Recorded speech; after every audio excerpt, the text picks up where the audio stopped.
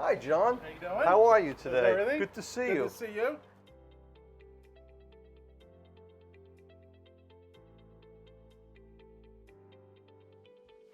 Hi, my name is John Messina. I'm an associate broker with Gale, Sotheby's International Realty in Cold Spring Harbor, New York.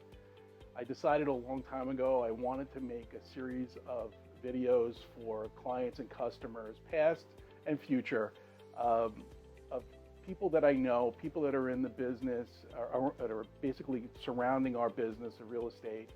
And I get asked all the time for the experts of whatever they need. Maybe they have a problem, maybe they have a legal problem, maybe they have a design problem, they want to design something with the house. And I often get design questions for backyards, and people are really staying in their homes, or staycations are very popular right now. And for this segment, for Meet the Pro, it's our first one, hashtag Meet the Pro. I couldn't think of anybody better than Frank Esposito of Frank Esposito Design in Cold Spring Harbor, New York. He's right down the block from me. I see him all the time. He's a good friend.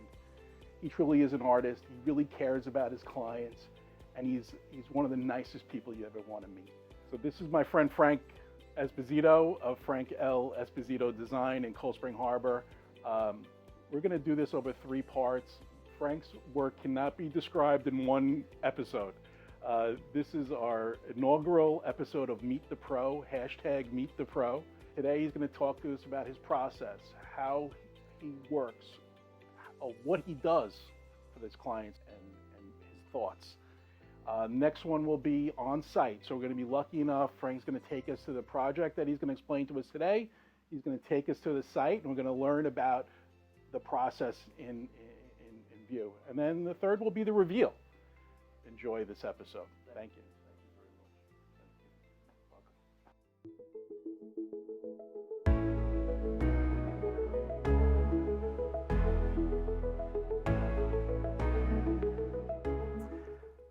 Welcome. Hi, my name is Frank Esposito. I'm a landscape designer based in Cold Spring Harbor, New York. We're located at 90 Main Street, and I have a wonderful opportunity today to speak with John Messina about my work and the process that I take in developing designs for our clients, and then subsequently the production of the project and how we see it to fruition.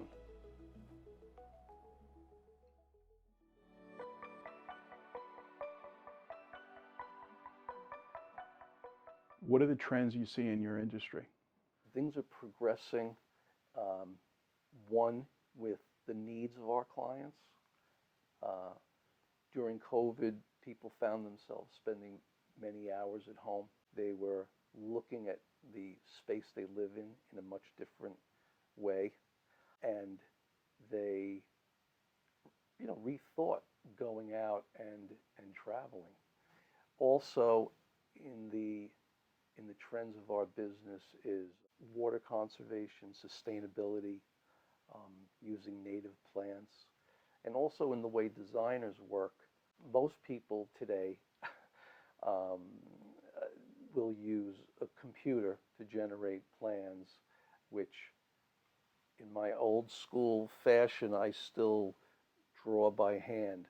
And one of the reasons for that too is that I do outsource when I need someone to work on a computer to generate something, but it helps me in the design process itself to actually take a pen and to sketch out an idea.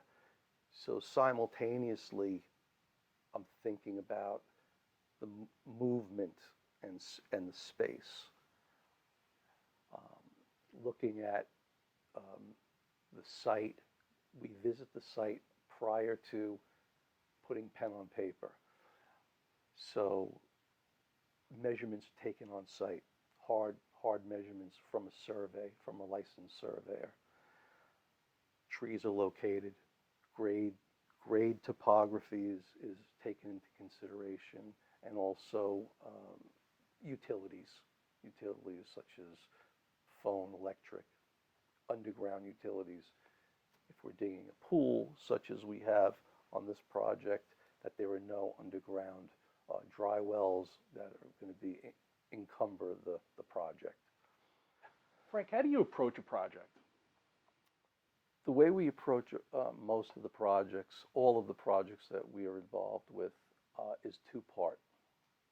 The first being a need of the client who is looking to create a certain ambiance for their property and use. So sometimes a use can be a passive use, and sometimes there are direct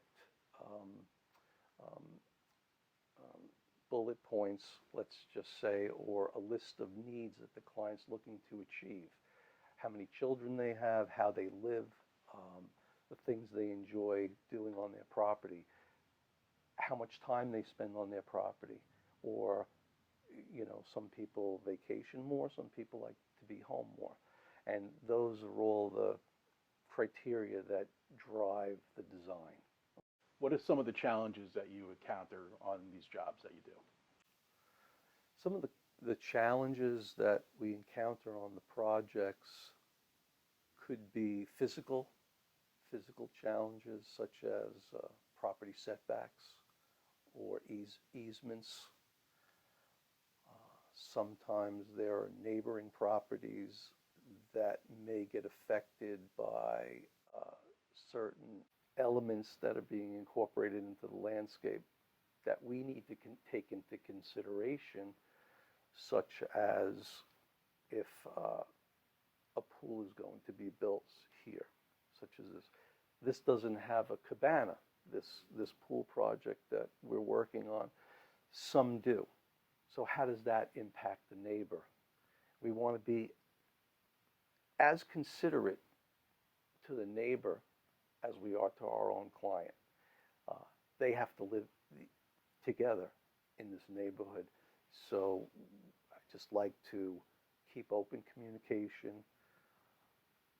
I work directly with the villages, the town building inspector, let them know what's happening on the project and make sure that they're up to speed with any decisions that have to be made. It just makes the project go very smoothly.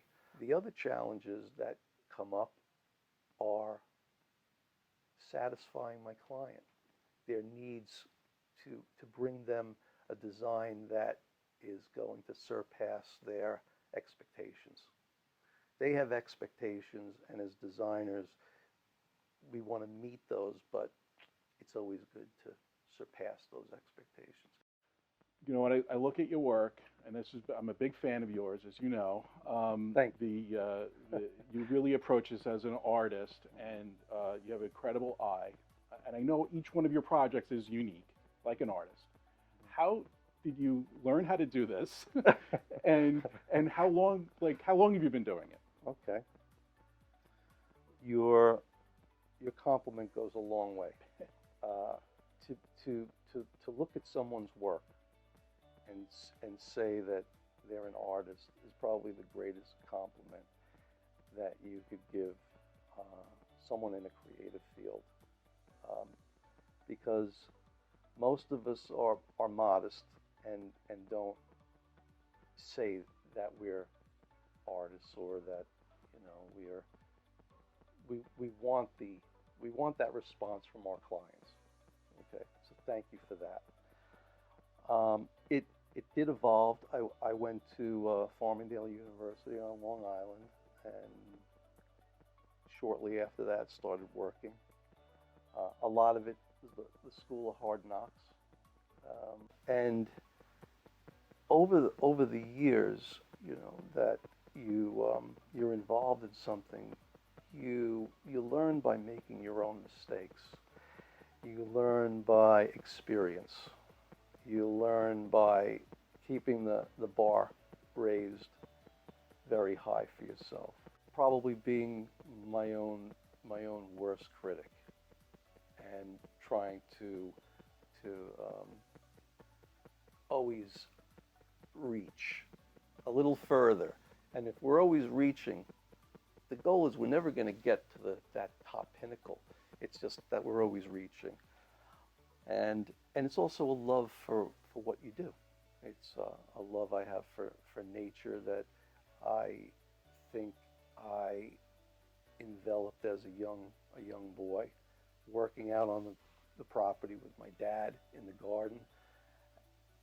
Unbeknownst to me, it's just where I gravitated to that. I knew I wasn't going to be a beautician like he was. He was an artist. He did paintings, and he he was a really great inspiration, my dad, and my mom in her own way. So it's been probably, you know, over 40 years. Do I have more to learn? Absolutely. Every day, every day. And, you know, as they say, sometimes it's out of the mouths of babes, really.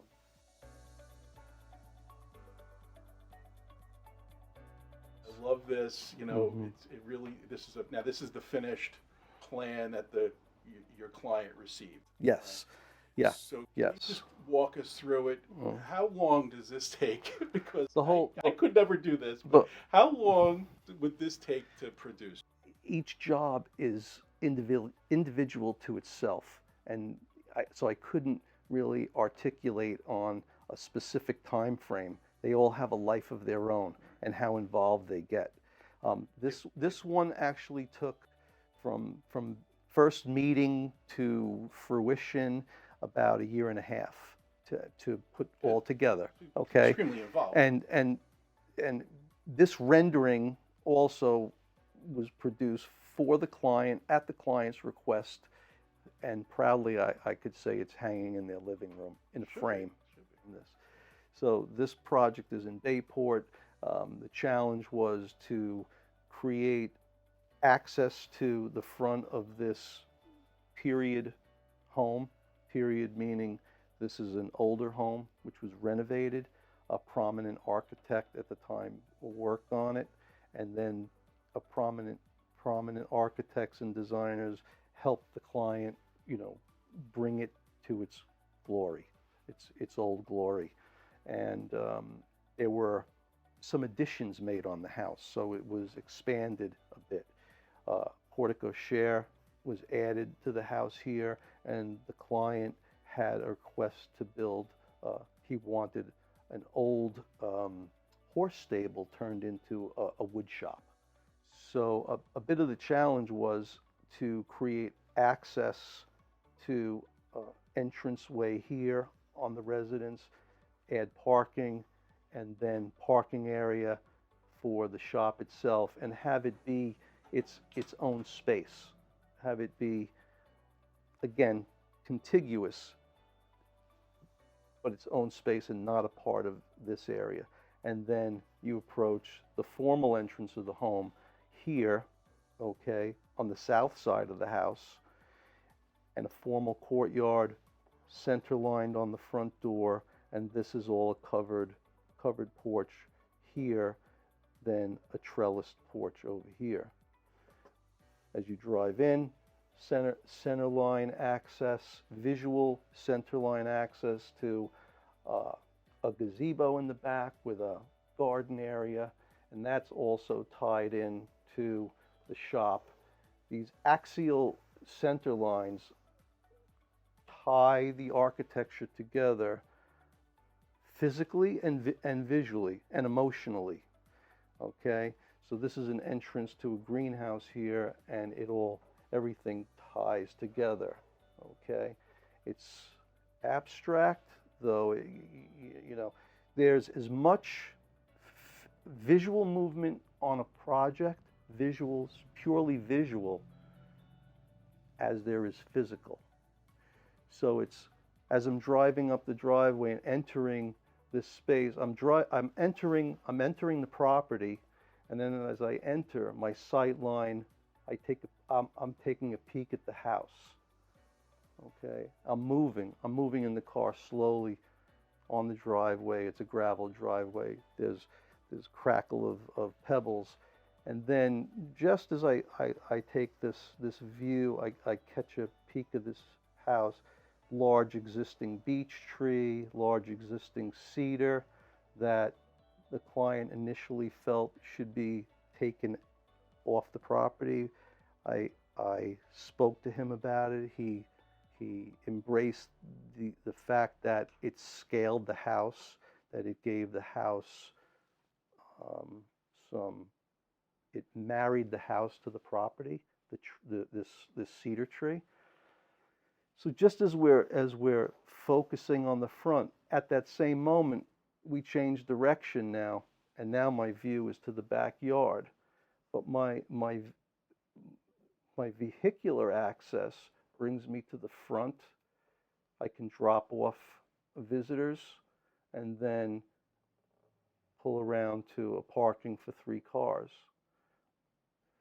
Though on the initial approach, we have a center island, which is a garden here, for visual softening of the space. And then my eye, my visual, my sight line, and this emotional experience of view takes me all the way into the backyard, visually and emotionally. So I'm not walking out there, I'm not driving out there, but I catch that long view, which subliminally creates a certain emotion in people. I walk through spaces and I seek this out, though a visitor coming to someone's house may not actually break that feeling out. They just know, wow, that's interesting, you know. Where the other important thing I'd like to add to this design process, whether it's inside a house, which is much more tangible. The inside of a house we live in homes, so it's a very tangible feeling going from one room to another, whether it's a kitchen to the dining room, to the den, to a bedroom. They're all contiguous spaces, but we're much more related to living that way.